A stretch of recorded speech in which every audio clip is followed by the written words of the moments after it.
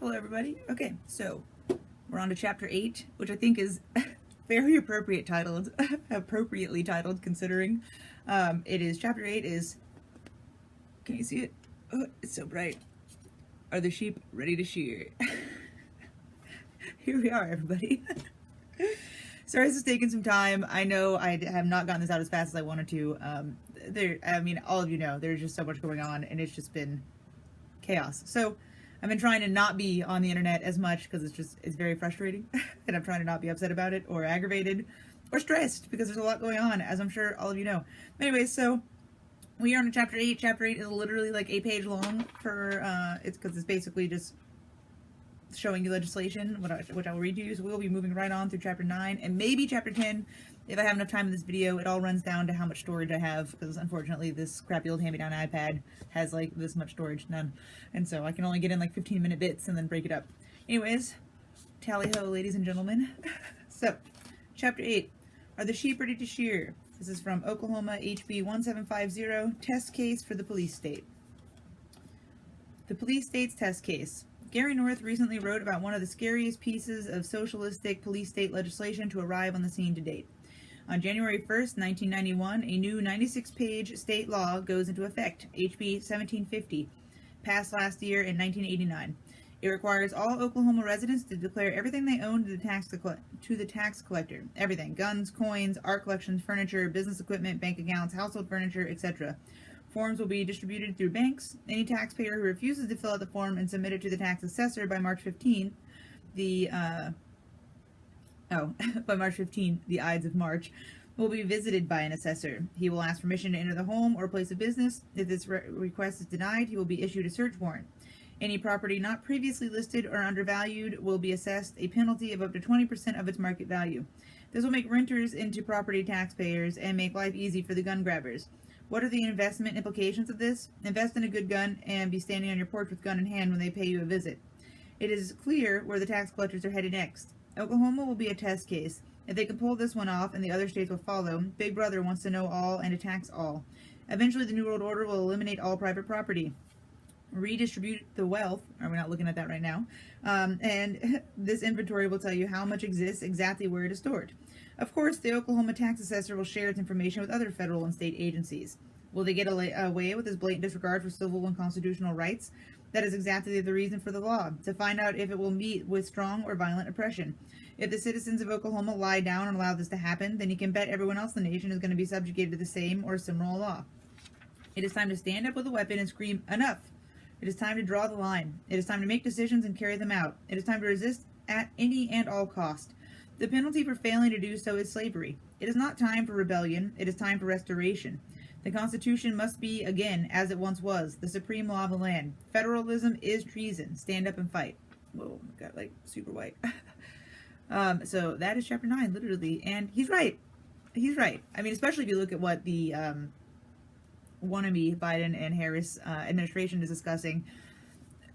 Buying back guns and all kinds of other nonsense outside of trying to halt the production of ammo so that they could basically make your gun useless if they don't buy them back, because they didn't get exactly, welcoming, applauding arms to the whole "we're going to buy back your firearms" nonsense in the first place. Anyways, moving along to chapter 9. Anatomy of an alliance. The logic for the New World Order. The glue that binds the alliance of power and the consequences. All that is necessary for evil to triumph is for good men to do nothing. That ain't true. I don't know what is. The reasons for cooperation between opposing forces. I give lectures all over the United States. At some point before, during, or after every lecture, some well-meaning but misguided soul tells me that I have it all wrong, and that it's the Jews, the Catholics, the communists, or the bankers that are causing all of our ills. The target group is blamed for everything that has ever gone wrong. Power over everyone and everything is always attributed to this group. Whichever group it happens to be at that moment to that person, these poor people are on the right track, and that there has been and certainly is a conspiracy to bring about a totalitarian world order. They are completely off track to think that any one ethnic, religious, or financial group alone could ever muster enough power to bring its plan to fruition. One group, you see, would always be opposed by all the other special interest groups that exist and have always existed throughout history. That is, unless they were all really the same group. The Illuminati, or for some reason they became unified, the Bilderberg group. The one group scenario, except for the Illuminati, has been used effectively to divert your attention away from the truth. It has caused you to fight each other in a manipulation that always leads the real conspiracy closer to its ultimate goal, a new world order. Those of you who believe that Hitler was financed by Jews so that he could murder Jews have a serious logic deficit. The fanatical leftists who tout that it's Nazis behind the conspiracy have ignored the fact that very wealthy Jews are certainly involved, along with many Catholics, Protestants, communists, atheists, capitalists, Freemasons, etc., all of whom are diametrically opposed to each other, at least on the surface. I don't know why this is flashing in and out. Sorry, hold on, let me... I might pull my curtain. That'll help to slow its roll. Okay, so...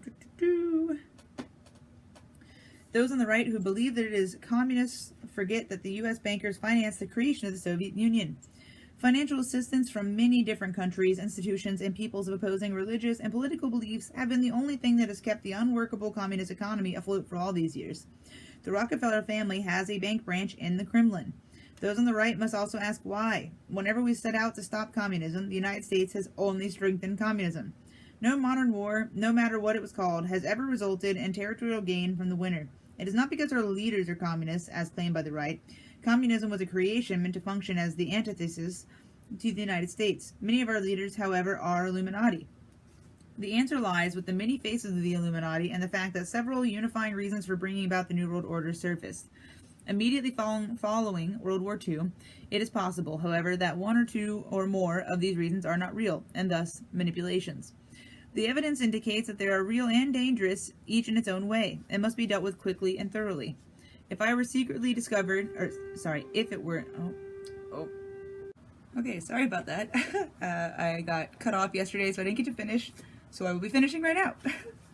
So back to chapter 9, and I'm going to restart the paragraph that I had started, but I only gotten a few words in. So, if it were secretly discovered that extraterrestrial beings were visiting the Earth, it certainly would make sense to unite humanity against the possible threat that this would present. If extraterrestrials are not visiting Earth, then it would make sense to invent them in order to convince opposing forces to unite against the threat. This has been done whether or not the alien beings in question exist. However, there are more believable and more immediate dangers that may be the reason for an alliance of so many traditionally opposing groups. Aliens will be discussed at length in a later chapter. The reason could be the threatened extinction of the human race by no other enemy than the human race itself. This threat may not be a manipulation, it may be real, and unless drastic measures are taken, may materialize within the next 100 years. Following World War II, something happened that was to have tremendous significance for the future of all mankind. The intellectuals took note of this happening and brought it to the attention of the world power elite. The elite were severely shaken by the predicted repercussions of this event. They were told that by or shortly after the year 2000, the total collapse of civilization as we know it and the possible extinction of the human race could occur. It could occur, that is, if we did not destroy the Earth with nuclear weapons before then. They were told that the only things that could stop these predicted events would be severe cutbacks of the human population, the cessation of retardation of technological and economic growth, the elimination of meat in the human diet, strict control of future human reproduction, a total commitment to preserving the environment, colonization of space, and a paradigm shift in the evolutionary consciousness of man. Those in power immediately formed an alliance and set about bringing the recommended changes to fruition through propaganda, mind control, and other manipulations of the masses. The Illuminati's prayers had been answered. What was this event that caused so much consternation and changed forever the future of the world? Millions of soldiers returned from war. The soldiers found lonely, eager women waiting for them. The greatest coupling in the history of the human race occurred. The result was everyone born between 1941 and 1955, and the children that they would eventually produce. It was me and you and everyone who lives today. It was the great worldwide baby boom. It was the culmination of all of man's efforts to survive through history. It was modern medicine, better diets, heat in the winter, pure running water, and proper disposal of sewage.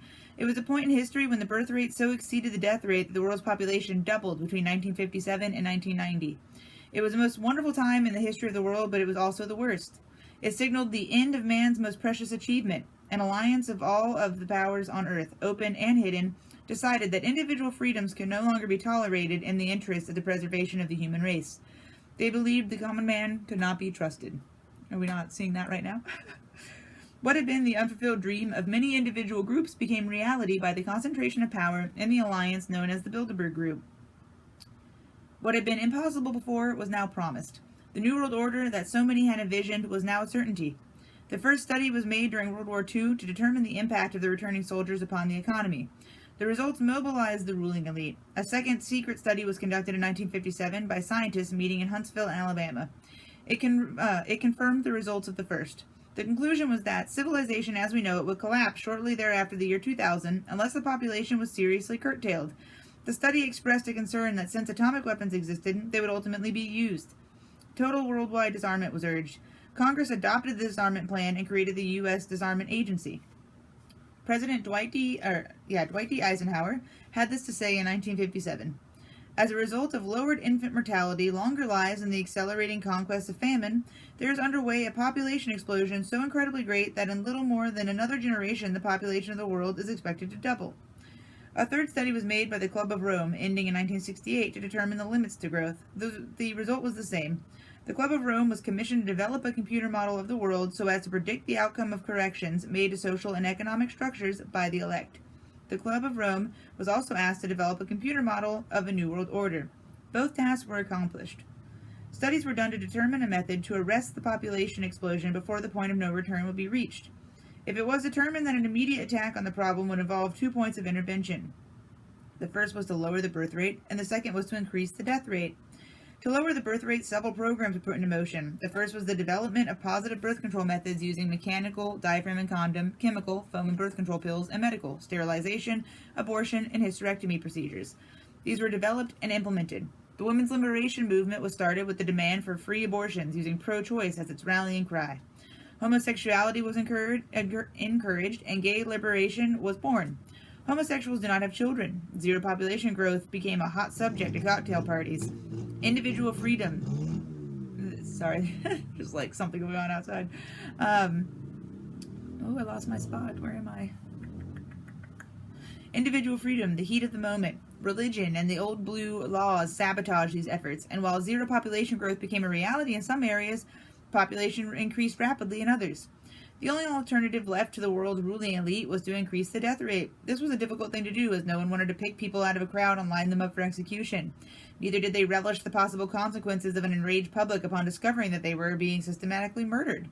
Of course, a very short but very deadly global war using nuclear weapons upon select population concentrations was contemplated and, to tell you the truth, was not ruled out. The fact that such population control was even contemplated confirmed the worst fears of those who had participated in the 1957 study. War was put on the back burner to simmer, but may become a reality. In the meantime, something else had to be done that would absolve the decision makers of guilt and place the blame on those who did not lead clean lives.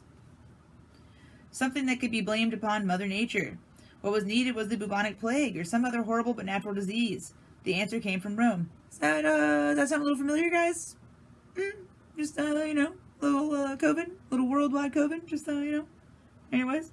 Several top secret recommendations were made by Dr. Ariel Picesi, I might have said that totally wrong, of the Club of Rome. He advocated that a plague be introduced that would have the same effect as the famous Black Death of history.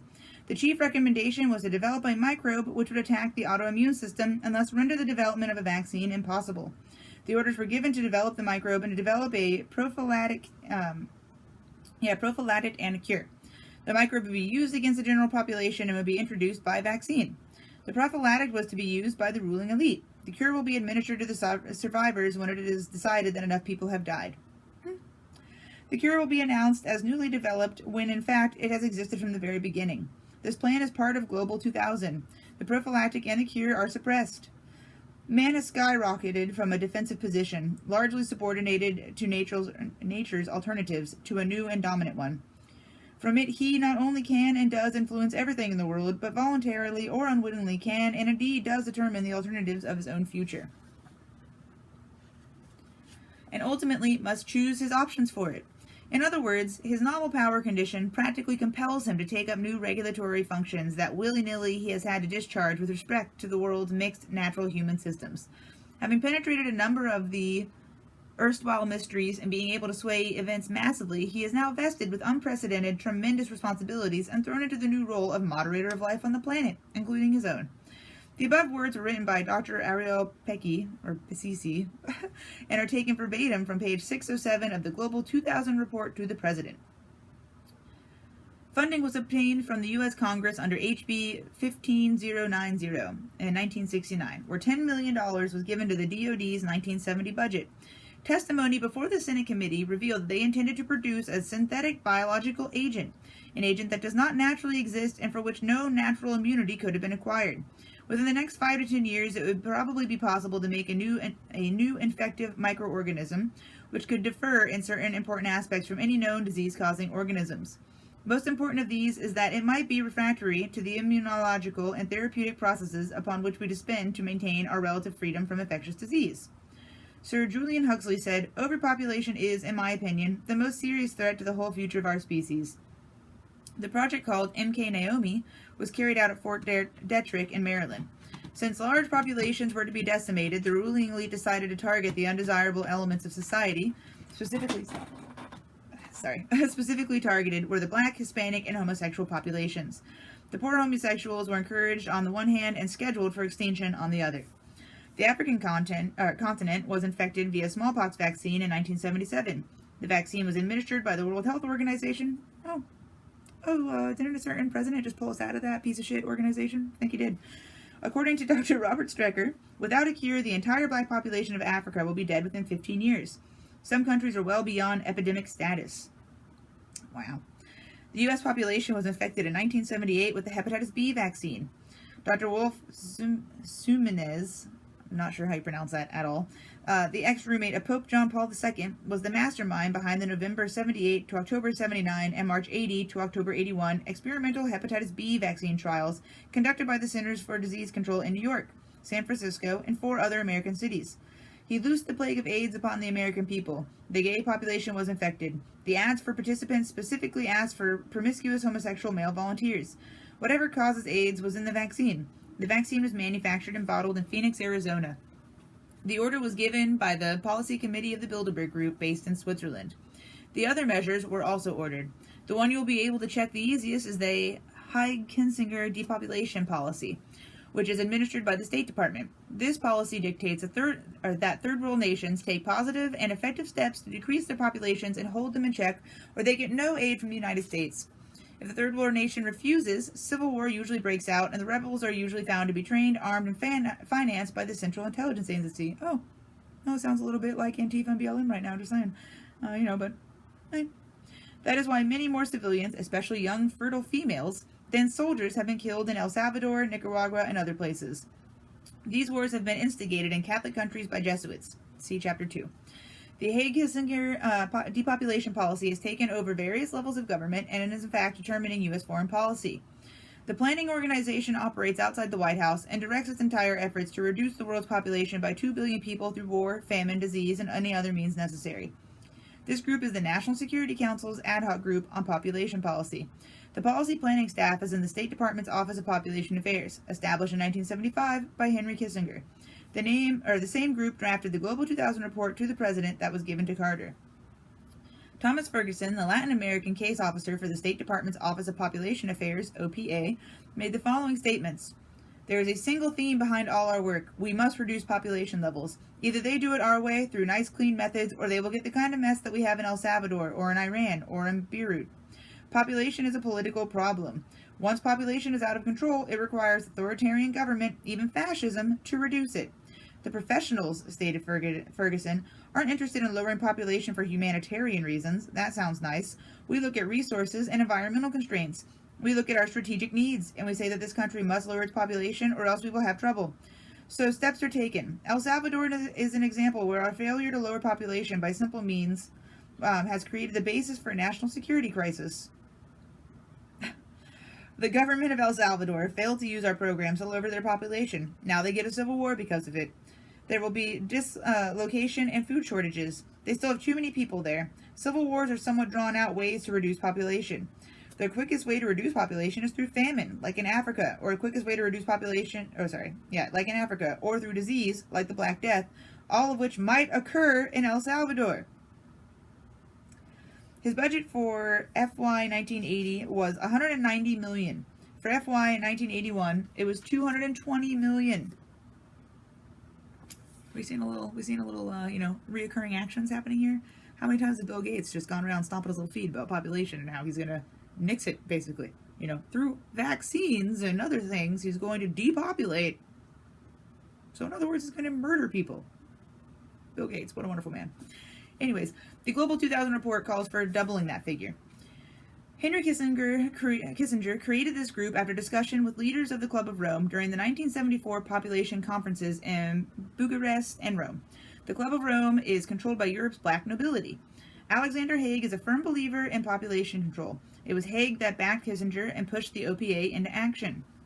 Ferguson said, "We will go into a country and say, here is your goddamn development plan. Throw it out the window. Start looking at the size of your population and figure out what must be done to reduce it. If you don't like that, if you don't want to choose to do it through planning, then you'll have an El Salvador or Iran, or worse, a Cambodia." The real reason the Shah of Iran was overthrown was that his best efforts to institute clean programs of birth control failed to make a significant dent in the country's birth rate. The promise of jobs through an ambitious industrialization program encouraged migration toward overcrowded cities like Tehran. Under Ayatollah and Khomeini, I might have said that totally wrong, the clean programs have been dismantled. The government may make progress because it has a program to induce up to half of Tehran's 6 million residents to relocate. That doesn't solve the problem. Iran's war with Iraq really pleased the OPA. Now you know about the Shah, and now you know part of the reason we have troops in the Middle East. Marcos fell victim to the same policy. Yeah, that ain't the truth. Sorry, I'm gonna adjust my window. I keep having like weird lighting happening in here. Anyways, Daniel B. Luton had this to say: an organization cannot have a conservation policy without having a population policy. The sanity test in which the candidate confronted with an overflowing sink is classified according to whether he reaches for the mop or the faucet. Thousands of people, mostly civilians, are killed in El Salvador's civil war each year. To accomplish what the State Department deems adequate population control, the Civil War would have to be greatly expanded, according to Thomas Ferguson, the Latin American case officer for the OPA. I'll screw that guy directly, I can already tell you. El Salvador was targeted for population control and war in an April 1980 population report published by the National Security Council. El Salvador is an example of a country with serious population and political problems, the report states. Rapid population growth, the birth rate has remained unchanged in recent years, aggravates its population density, which is already the highest on mainland Latin America. While the population program exists on paper, it has not been pursued with a strong commitment, and contraceptives remain unavailable. The population program really did not work, OPA's Ferguson said. The infrastructure was not there to support it. There was just too many goddamn people. If you want to control a country, you have to keep the population down. Too many people breed social unrest and communism. No, it sounds pretty communistic to be going around murdering people under the guise that you want a certain number of humans existing. That sounds pretty communist. It also sounds pretty fascist, but, something had to be done, the OPA official said. The birth rate is 3.3%, one of the highest in the world. Its population, he complained, will double in 21 years. The Civil War can help things, but it would have to be greatly expanded. In making sure that the population falls in El Salvador, Ferguson said, the OPA has learned a lot from its experiences in Vietnam. We studied the thing. That area was also overpopulated and a problem. We thought that the war would lower population, and we were wrong. Now you know what we were really doing in Vietnam and why we were not allowed to win. According to Ferguson, the population of Vietnam increased during the war. Despite U.S. use of defoliation and a combat strategy that encouraged civilian casualties, now you know why those of us in the know consider Lieutenant Calley to be a scapegoat. To reduce population quickly, Ferguson said, you have to pull all males into fighting and kill significant numbers of fertile, childbearing age females. He criticized the current civil war in El Salvador. You are killing a small number of males and not enough fertile females to do the job on the population. If the war went on 30 to 40 years like this, then you might accomplish something. Unfortunately, we don't have too many instances like that to study. These people are disgusting, to be very clear. To aid you in your research of this travesty, the names of the significant reports are The Population Bomb by Dr. Paul R. Ehrlich, that's Ehrlich. His wife Anne is a member of the Club of Rome. The Global 2000 Report to the President and the Limits to Growth, a report for the Club of Rome's project on the predicament of mankind. In April 1968, the study began publicly in the Accademia dei Lincei in Rome, Italy. The study had been ongoing in secret ever since the initial findings of the Huntsville meetings of 1957. They met at the instigation of Dr. Aurelio Pesci, or however you say it. The first real public indication of their findings and the solution had been decided upon was publication of the book The Population Bomb in May of 1968. Notice how close the dates are. On page 17 of the population bomb, a telling paragraph reveals all there is to know. In the summary, the world's population will continue to grow as long as the birth rates exceed the death rates. It's as simple as that. When it stops growing or starts to shrink, it will mean that either the birth rate has gone down or the death rate has gone up, or a combination of the two. Basically, then, there are only two kinds of solutions to the population problem. One is a birth rate solution, in which we find ways to lower the birth rate. The other is a death rate solution, in which we find ways, but it's missing a word, to raise the death rate. War, famine, pestilence, find us. The problem could have been avoided by population control, in which mankind consciously adjusted the birth rate so that a death rate solution did not have to occur. Notice some humans decided that a death rate had to occur based on what they decided was too much for the planet to hold. Even though they have deforested gigantic parts of the planet to literally breed cows and chickens constantly. Yeah, that makes so much sense. Anyways. The recommendation of the results of the study were made by Dr. Pesci, who pledged not to use the prophylactic and not to take the cure should the microbe be developed and should he contract the disease. Dr. Pesci was considered a hero for deciding to take the same risk as the general population. The public results of the study were published in 1968 and again in 1972. The MIT project team members that developed the computer model study are listed below. If you want a picture of this, feel free to message me. I'm going to read them all off, but if you'd like to be able to catch spelling and everything, there's too many to do all that. Dr. Dennis L. Meadows, Director of the United States. Dr. Allison A. Anderson, United States Pollution. Dr. J. M. Anderson, United States Pollution. Ilyas Bayar, Turkey Agriculture. William W. Behrens III, United States Resources. Farhad Hakamzadeh, I probably butchered that, Iran Population. Dr. Stephen Harbour of Germany, Sociopolitical Trends. Judith A. Mackin, United States Administration. Dr. Danella H. Meadows, United States Population. Peter Milling, Germany Capital. Nirmala S. Murthy, India Population. Roger F. Nail, United States Resources. Jorgen Randers, Norway Population. Stephen Shantzes, United States Agriculture. John A. Seeger, United States Administration. Marilyn Williams, United States Documentation. Dr. Eric K. Ozan, Germany Agriculture. When the study was completed in 1969, UN Secretary General U. Thant of the United Nations made this statement. I do not wish to seem overdramatic, but I can only conclude from the information that is available to me as Secretary General that the members of the United Nations have perhaps 10 years left in which to subordinate their ancient quarrels and launch a global partnership to curb the arms race, to defuse the population explosion, and to supply the required momentum to development efforts.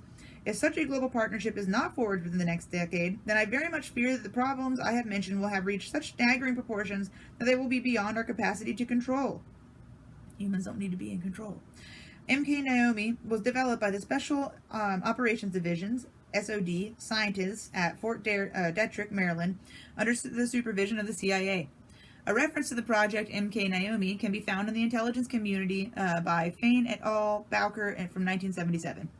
Lieutenant Colonel James Bo Gritz was a member of the Special Operations Division of the Department of Defense, the commander of U.S. Special Forces in Latin America, the principal agent for the National Security Council's Super Secret Intelligence Support Activity, ISA, which hatched the illegal groups known as Yellow Fruit and Sea Spray, and the Congressional Relations Chief for the Pentagon.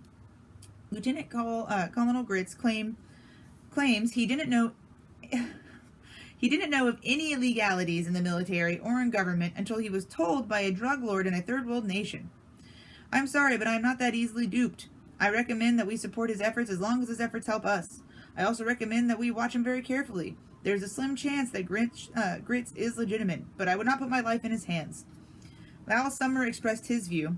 As a biologist, the human population explosion and its declining spiral of natural resources is to me the greatest threat of all.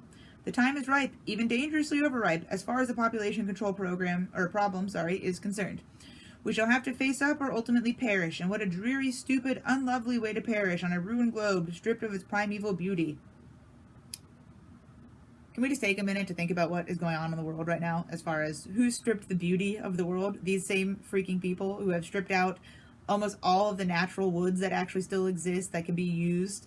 You know, they have almost eradicated the rainforest and many other ancient woods, and, you know, literally just stripped them down and made grass fields to harvest farm animals. So, who's destroying beauty here? It's a pet peeve. Sorry, just gotta, Anyways, many other population controls have been promulgated. The reduction of the world's population to workable levels has been virtually assured. It is only a matter of time. The problem will be to curtail further human reproduction beyond approved levels. To handle that problem, the New World Order will adopt the communist Chinese model. Do I need to repeat that?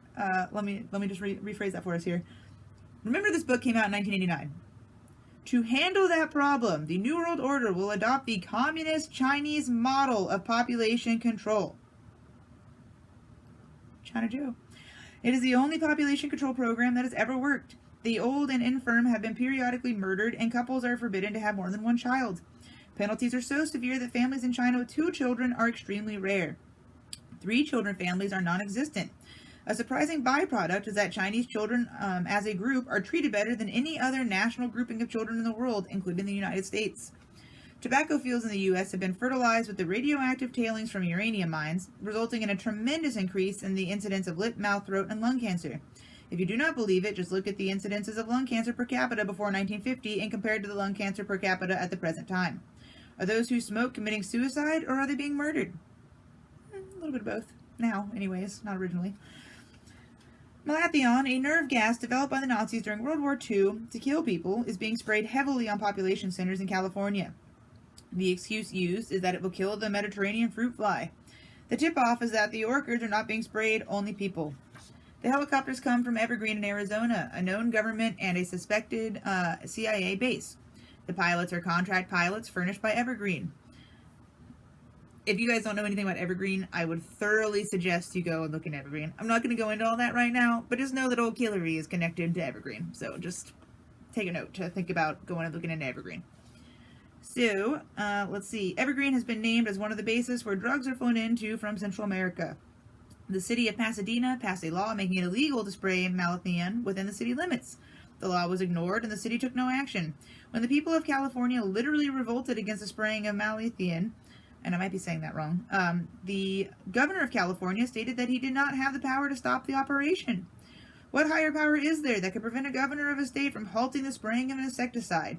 A warning was issued to cover up automobiles and belongings because malathion could destroy paint, some plastics, and other property. People, they said, would not be injured. Well, that's a lie. If it eats your paint, it's definitely... I will refrain from using profanity. It is definitely messing you up as you breathe it and let it sit on your skin. And your water, and your plants, and your animals, and every other such thing. Heart disease used to be a very rare illness. Now it's an epidemic. Go figure. Go and look at the statistics. I do not know what is causing this, but 80 years ago, people consumed more salt, fat, cholesterol, and everything else that heart disease is blamed upon, but the disease was rare. Why is it now one of the leading killers? In the state of Colorado and elsewhere, dioxin is turning up in the drinking water in alarming levels. It should not be present in any amount. Where is it coming from? Dioxin is one of the deadliest chemicals known to man. Colorado citizens attempting to do battle against the dioxin contamination are met with closed doors, denials, and attacks upon their characters. We have now watched the news in horror as story after story unfolded, revealing that the Army and CIA had released germs and viruses into the population to test their biological warfare capability. In light of what you have learned in this chapter, you should now know that it was really to reduce population. It is a matter of public record that the investigations into cover-ups of radioactive leaks into the atmosphere and into groundwater have revealed that some leaks were not accidental but were purposeful. Some areas of the countries now have such a high rate of cancer that virtually everyone who lives in these areas will die other than a natural death. The true extent of radioactive gases, waste, and toxic material, especially cesium-137, strontium-90, uranium mine and mill tailings, thorium-230, radium-226, and radon-222, that has leaked or has been purposely planted in the atmosphere, soil, and groundwater is far beyond anything you or I can imagine. Every investigation has revealed that the true figures regarding radioactive leakage are much larger than official figures, and the real numbers may never be known. Cover-up has become SOP, standard operating procedure, at all levels and in all departments of government. Do we dream reality, or is reality a dream? According to Dr. Eva Sneed, the San Francisco Bay Area has one of the highest cancer rates in the world. Could explain why everybody's a little bit psycho right now in California, if you think about it. Like, I don't mean like, oh, they're all crazy, whoop-de-doo. I mean, they've been literally being poisoned to death. You cannot develop properly as a child. This was in 1989, and they were talking about having this figured out by 2000. So we're, 20 years past what their cutoff date was. So if you think about that, if you have children that were born into a completely toxic environment, unbeknownst to them or their parents necessarily, you're not going to develop right, and you're going to be a little bit off. Just throwing it out there.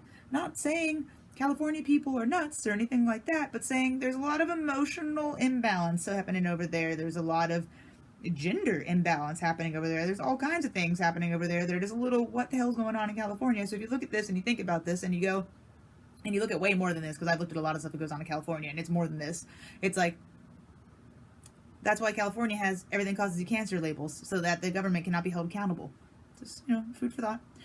Anyways, according to Dr. Eva Sneed, the San Francisco Bay Area has one of the highest cancer rates in the world. San Francisco Bay Area has been revealed as one of the primary test locations of the CIA, the CIA's biological and chemical programs. You may recall that Legionnaire's disease was an experimental bacteria released into the wind on the San Francisco Bay from a government-operated boat. San Francisco is also one of the 6 known inoculation sites for the CIA project MK Naomi, or AIDS. The Bay Area was headquarters for Dr. Timothy Leary, who introduced the drug culture to American youth under CIA's Project MK Ultra.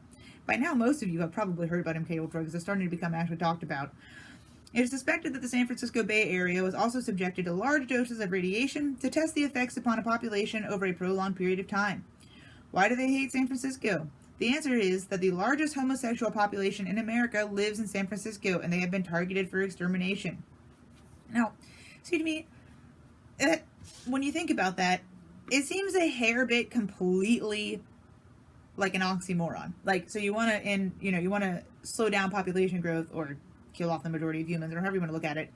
So you target the group that you have basically, relatively speaking, created. Not saying that homosexuals aren't naturally existing, they are, but they've also been like pushed into normalcy. So people that wouldn't have naturally gone in that direction are now going in that direction just because it's pressured, basically, outside of all the estrogen. I won't get into all that, but so your goal is to slow down population, but then you're going to go and eradicate the people who would not be populating because they're not biologically interested in the opposite sex, which would create more children. Just it shows how backwards ass everything they do is. It just doesn't, everything. Anyways, this is control freaks, ultimately speaking. The whole entire government, control freaks.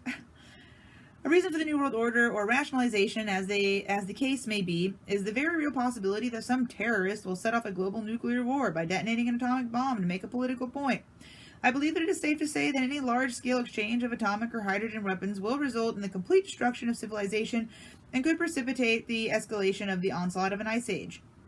The obvious conclusion would be that any kind of compromise leading to a coexistence is better than any kind of nuclear exchange. In other words, better red than dead. This is exactly what the hierarchy has decided. Only the New World Order will not be red. It will be fascist. It will be, in fact, be a socialist totalitarian state. I don't know, where are we right now? It is hoped that a natural metamorphosis will eventually occur. The Illuminati hope that it will result in a paradigm shift of the evolutionary consciousness of man. This could cause the formation of a state where no government is needed, where anarchy is not to be feared. Just think about this whole year, guys. Just everything. The Democrats are literally pushing that anarchists are peaceful protesters right now. Anyways. It is hoped that I said that part. Not be feared. Okay. They dream that the end result will be the world that Christ taught, but that the Christian religion prevents. It is ironic that the Illuminati actually believe that this can evolve from a plan built upon such suffering. Christ suffered, if the New Testament is true, to bring about his world, and if he suffered, maybe it is necessary that we also suffer. I'm not wise enough to know the answer. I managed to locate a reference to the Protocols of Sion, dated in the 1700s. See Chapter 15, page 269. This plan for subjugation of the world correctly outlined exactly what has happened since the Protocols were discovered, and that is all that is needed to confirm the authenticity of the information contained within the document. It is clear that the Illuminati has planned to rule the world for centuries. They have followed the plan outlined in the Protocols of Sion. The Illuminati could not possibly have succeeded, however, if an alliance had not been formed with the other world power structures. Is the world population crisis a hoax perpetrated to bring that alliance about? It is possible. All I can say is that my own calculations, using the knowledge available to me, performed on my 386th computer, confirm that the crisis is real and is, in fact, very serious. If it is a manipulation, the whole world has been fooled. All intellectual rulers and governing bodies agree that population is the biggest threat to civilization that we know of today. It does not matter what you believe. If they believe it, you will be affected because they have the power. The New World Order will eliminate the population threat in several ways. Complete control of individual behavior may be established by using electronic or chemical implants. RFID chip, anyone? No one will be allowed to have a child without permission. Stiff penalties wait for those who ignore the law. The violent, the old, the infirm, the handicapped, and the unproductive will be killed. Private property will be abolished. Since religion helped to create the population problem, it will not be tolerated except for the approved state-controlled religion, which will evolve according to man's needs. Well, does that sound a little familiar with the whole, you can't go to church, but you can rally, for BLM or Antifa? Just religion, Joseph Campbell explains this concept excellently in his series with Bill Moyers called The Power of Myth. Cash will disappear, and with it most crime will also disappear, but total control of each individual will be the price that we pay. Right now, I live in Florida, Central Florida. Been here my whole life. And there is still a huge portion of places right now that are refusing to accept cash. So, like, you go to, like, a coffee shop, for example, drive through or walk in with your face diaper on, and can't pay cash. No cash accepted. Cash shortage. You go to any of the fast food places around. Not that we should be eating fast food. But, it's frustrating to go into a grocery store right now because you gotta wear a damn mask, so you end up going and eating fast food, junk, poisoning yourself. But nonetheless, no cash accepted. I'd like to know how homeless people are surviving right now, because all they live off of is cash, and they can't go. The water fountains are shut off still, even at the state parks and everything. So, yeah, this isn't control at all. It's not a tester for any of this.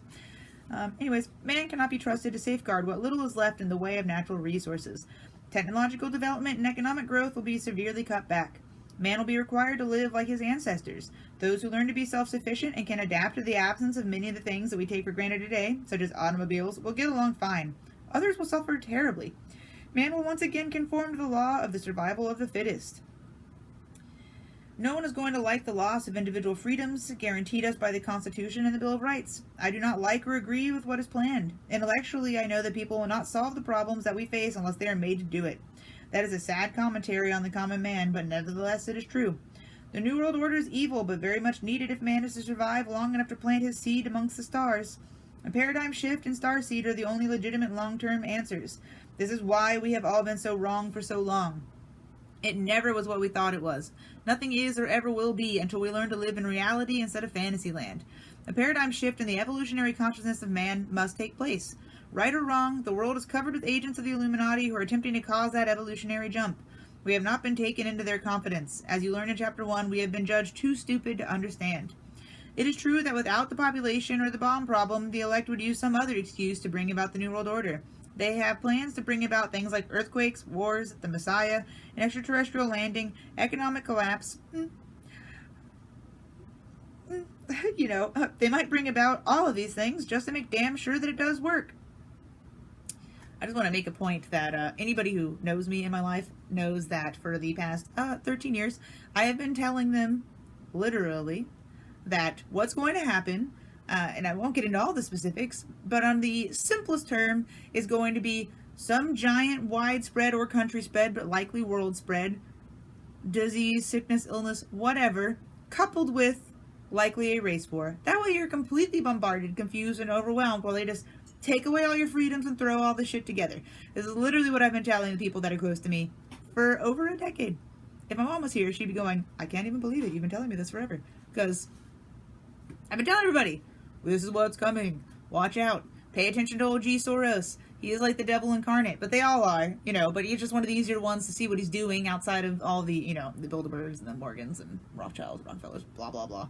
All the different little groups and all the different little people. But I have been telling everybody for so long. God damn it.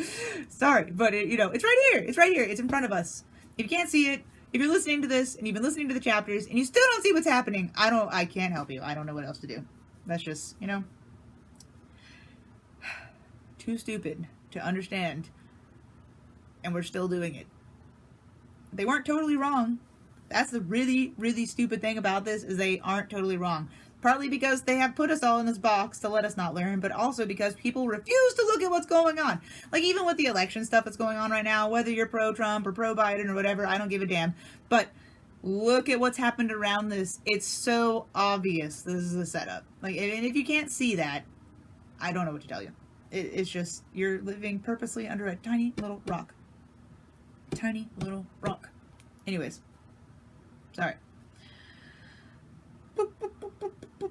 Where was I? So, it is true that without the population of the bomb problem, the elect would use some other excuse to bring about the New World Order. They have plans to bring about the earthquake, blah, blah, blah, economic collapse. Okay, I said that. They might bring about all these things just to make damn sure that it does work. Okay, so they will do whatever is necessary to succeed.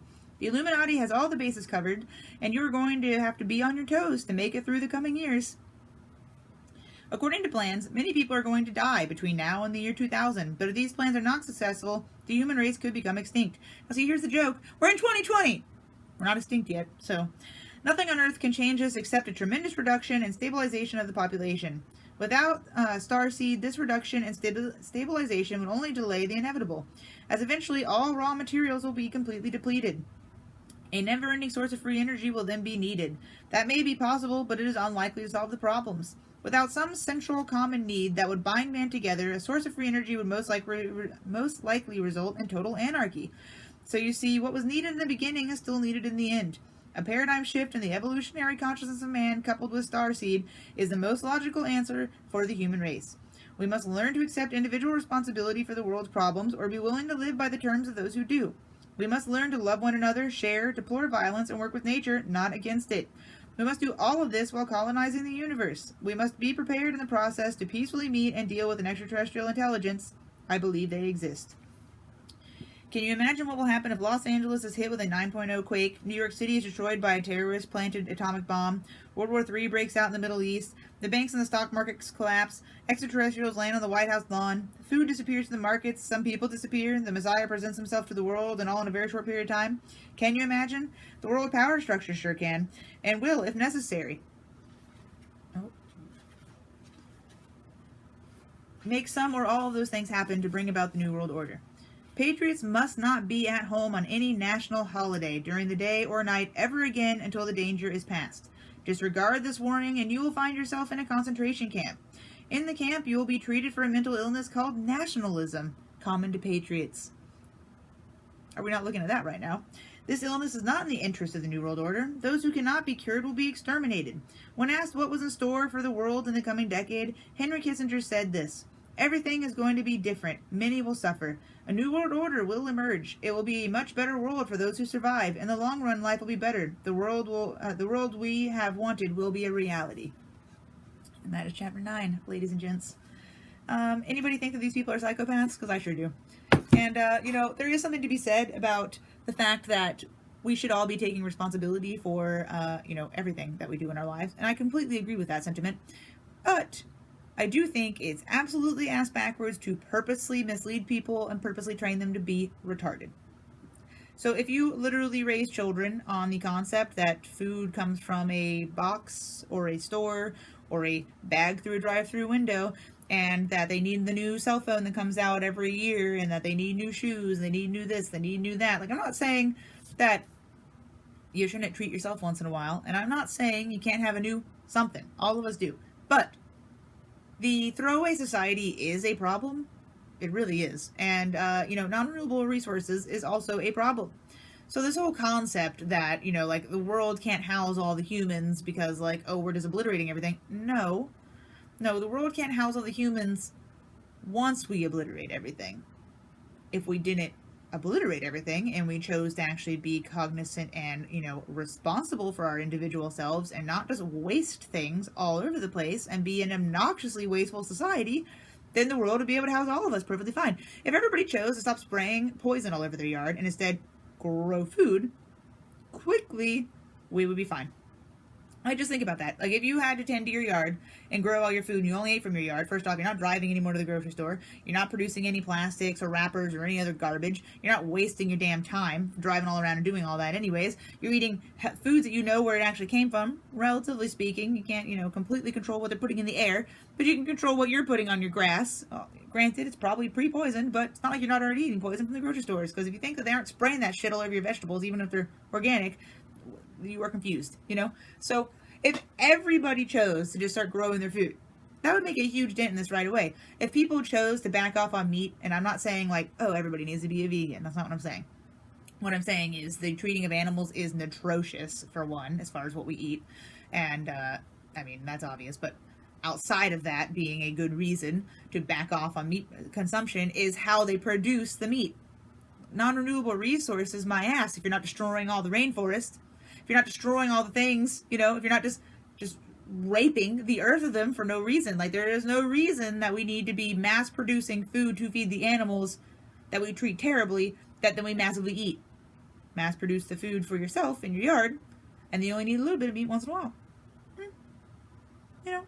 It is not rocket science how this whole thing has been set up. And they're like, I don't know, they have some crazy messiah complex that they think they know everything that's going on in the first place. Like, whether or not you think God exists, I'm not dogmatic. I don't have a religious approach. I do think there is a higher power or energy or whatever. I don't necessarily label it as God as such, but to each your own. I don't, I understand. I think it's all the same thing technically, just with different labels ultimately anyways. I just don't think about it as like a little old man that controls everything, but if you look at it as like God created us all, or the universe created us all, or whatever, some higher power created us all, we're all here.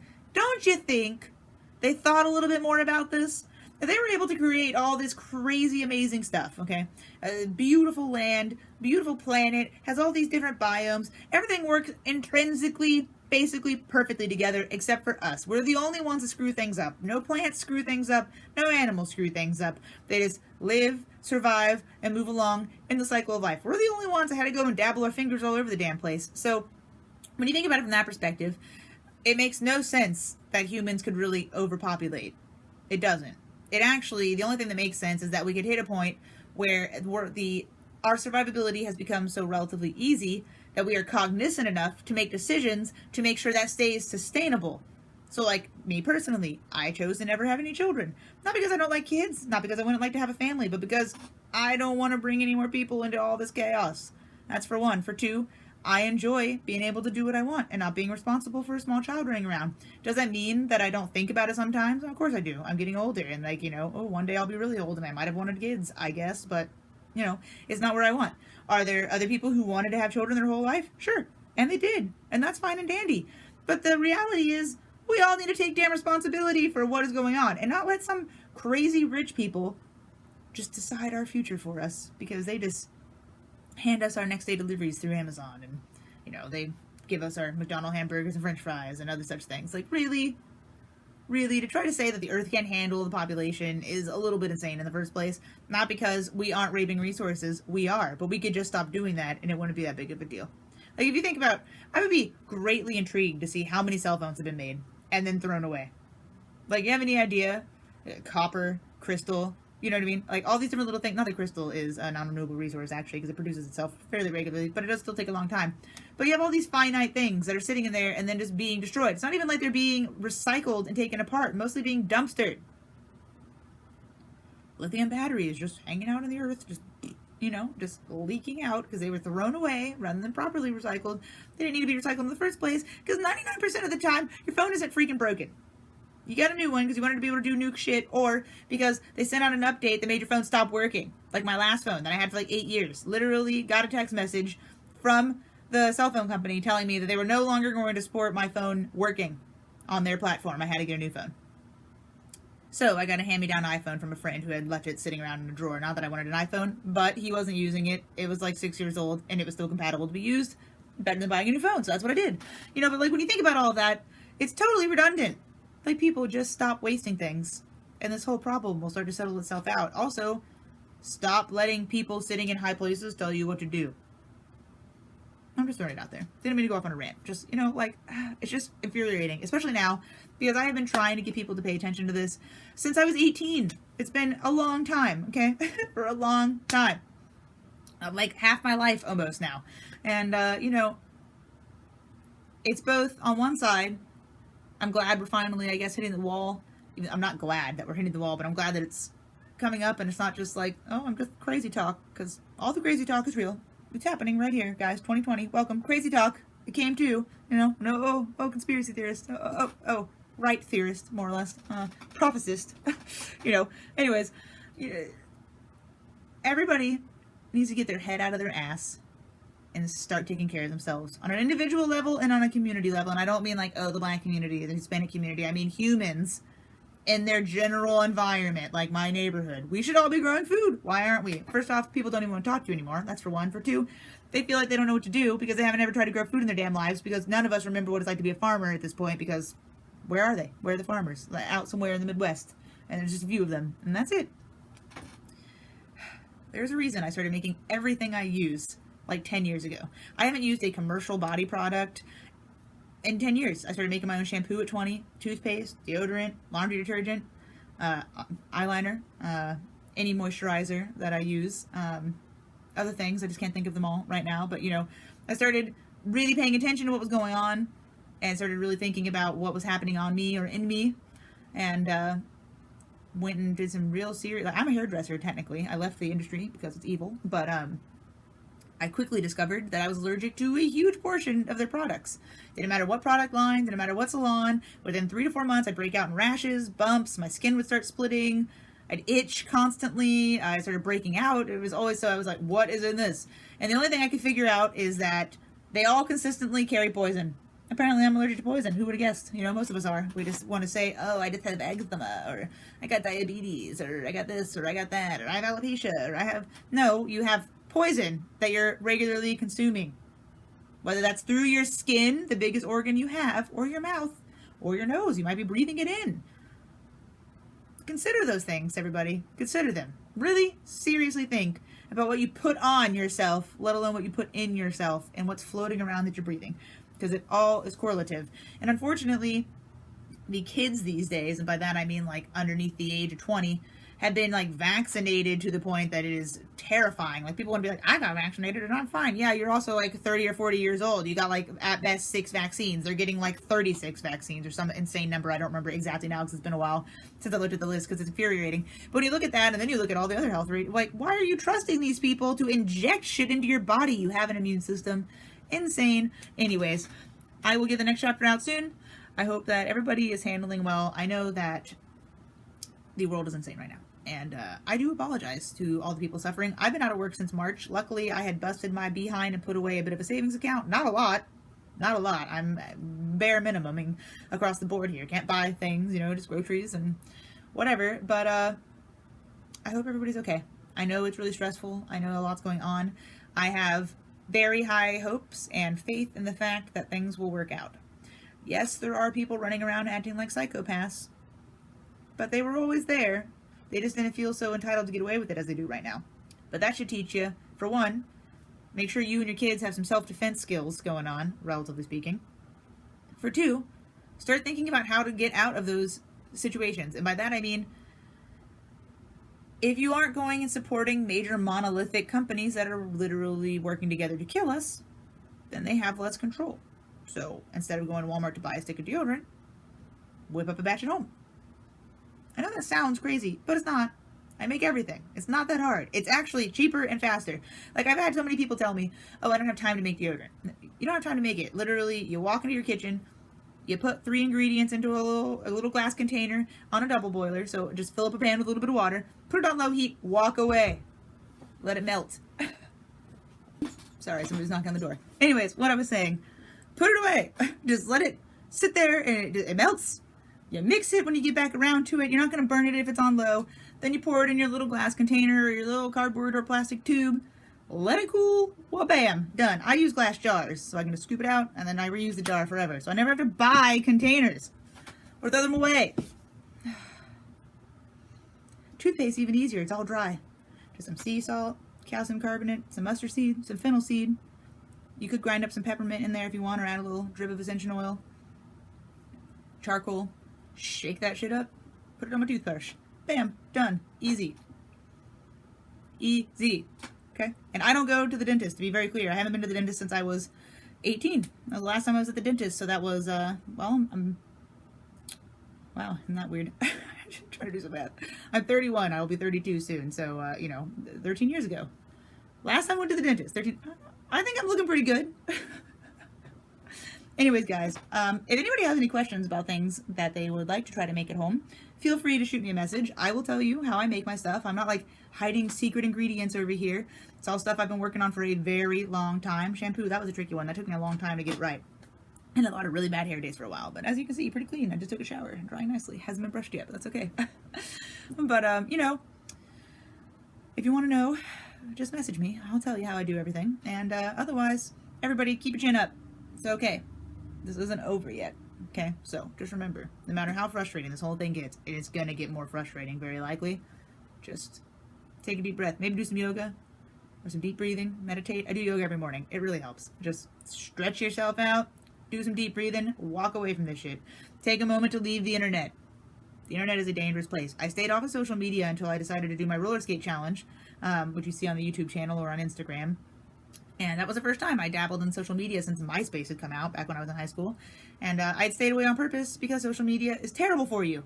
It's terrible. I mean, it's an interesting information source, sort of, in the sense that you can run into different things, but it's so censored and so disgusting and in so many ways, and it's terrible for the children. Like, honestly, there should be an age limit on social media because these kids, they are confused. Okay? They're all weird voyeurs that are confused and compare themselves, their physicalities and their lives to these things that are these other humans that are just not real and, not good. But don't hang out on there too much because it's only going to get worse and it's going to get more stressful. So just take a moment, back it up, take a deep breath, go outside and breathe some fresh air. Not if you're in California, apparently. And, just read a book, do something nice for yourself that just isn't this, So anyways, guys, everybody stay blessed out there. I know it's getting crazy. Just deep breath. We're in this together. It's okay.